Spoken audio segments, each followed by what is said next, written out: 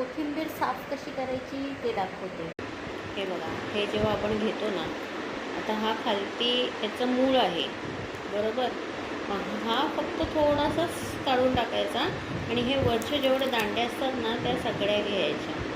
फक्त एवढं बघायचं की त्याच्यामध्ये जर पिकलेलं पान असेल किंवा खराब झालेलं पान असेल तर तो काढून टाकायचा. आणि जेव्हा आपण वापरतो कोथिंबीर तेव्हा स्वच्छ तिला एका पाण्यामध्ये पहिले थोड्या वेळासाठी डुबवून ठेवायची आणि त्याच्यानंतरच ती वापरायची.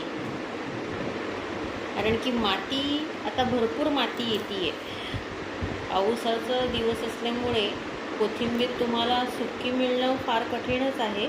मिळाली तर उत्तमच आहे, पण जर नाही मिळाली तर तिला अशा प्रकारे स्वच्छ करून घ्यायची. आता हे बघा, हे पिकलेली पानं इथे मी साईडला करून टाकते आणि हा एवढं इकडनं चांगला आहे तर हे डायरेक्ट हे बघा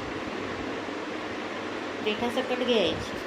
देठाला चव एकदम मस्त येते आणि भाजी पण एकदम आपली छान बनते.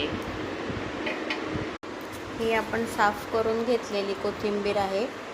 हे बघा, असे देठ असतात ना, या देठांना पण चव असते छान.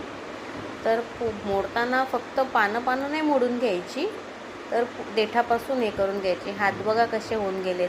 आता पावसाळा आहे ना, त्याच्यामुळे थोडंसं ओलसर येते कोथिंबीर. तर व्यवस्थित तिला साफ करून घ्यायची आणि मग सुकवून पिशवीमध्ये बंद करून ठेवली की एकदम छान राहते. आठवडाभर मस्त चालते. तुमच्या इथे काय भावाने मिळते कोथिंबीर मला कमेंट करून नक्की सांगा. मी ही एवढी मोठी जुडी आणलेली होती 80 रुपयाला. तुमच्या इथे कितीला भेटते ते सांगा.